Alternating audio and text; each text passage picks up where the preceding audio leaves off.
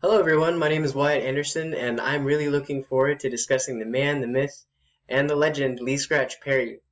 He was a pioneer for the genres of reggae and dub and has been a key influence in the way that I view and create music. I first heard of him when I was a little kid listening to some CDs with my grandpa.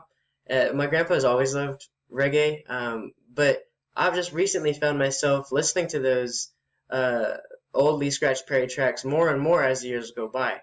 And as we learn more about this Afrofuturist pioneer, I will be focusing on his early years, one of the first studio albums that he released, his renowned and self-designed studio, the one that he burned to the ground, and an album that he created while with the Upsetters titled "The Return of Space Ape," the Return of the Super Ape, excuse me, and all of that goes to show the legacy that he is remembered for today.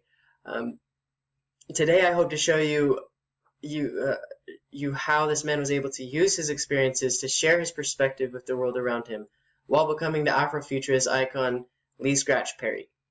Let's get started. Lucifer, the son of the morning, I'm going to chase you out of Earth.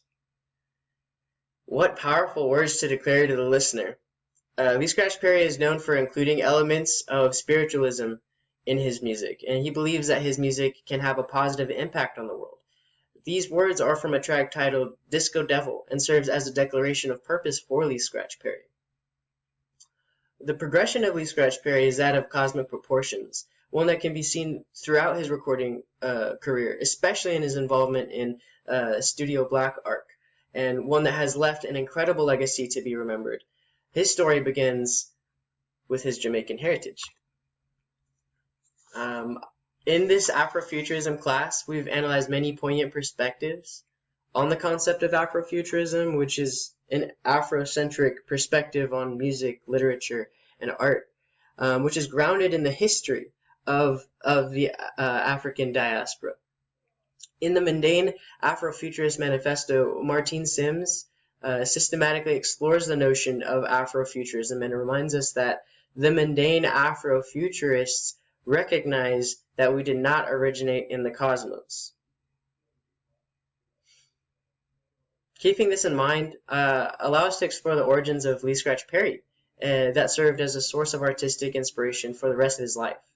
Now, my parents, like most people, affected my worldview through the traditions that they held dear. I grew up in church and still have a strong sense of spirituality because of this. Lee Scratch Perry's mother passed on many Yoruba traditions to her son. Jamaica as a European colony was founded on the same master-slave relationship that much of history is founded on. Throughout history, the Yoruban people come from Nigeria and have a culture built on religious traditions. There's quite a bit of reverence towards the origin and development of the universe through folklore.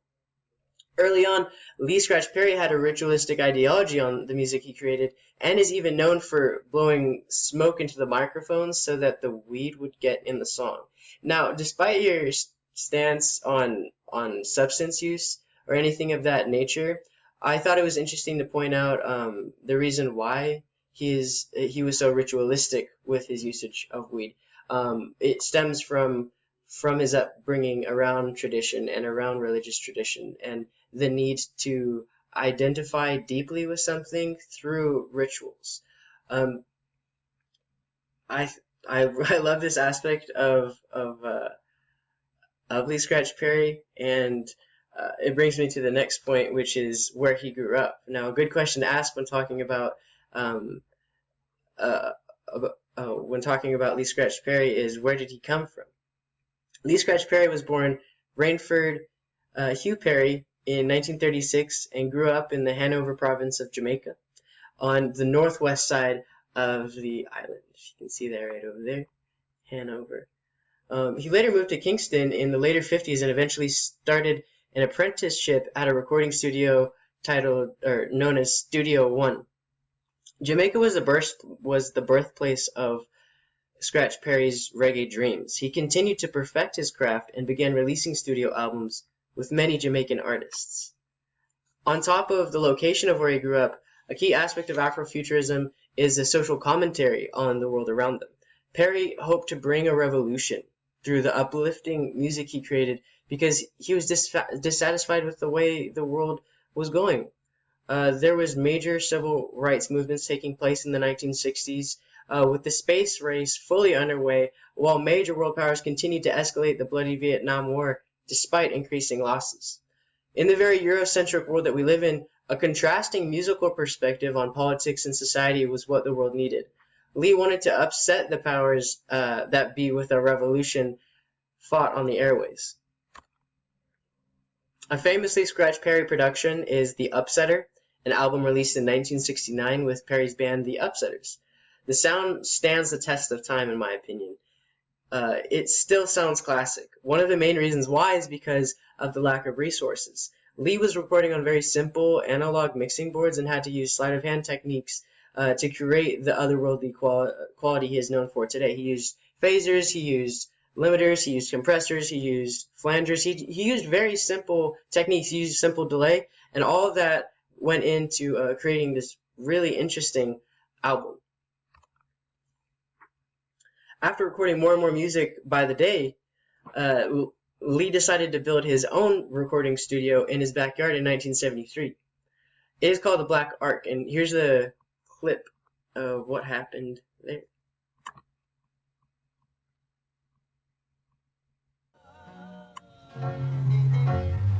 Feeling fresh, feeling good, feeling like the way man I said today.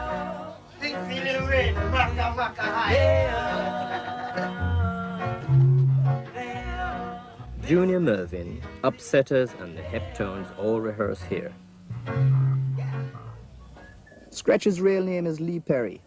He regards all the greats, including Bob Marley. Even Paul McCartney is coming here from England, because Scratch has a sound and a rhythm of his own. Song and a rhythm of his own. Let's get back to the presentation.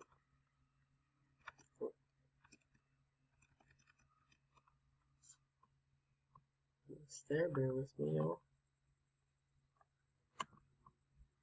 Alright, we're back. Now, the artists that he included there, if you heard, it included Bob Marley and the Wailers, Junior Biles, Junior Mervyn, the Heptones, the Congos, Paul McCartney, etc.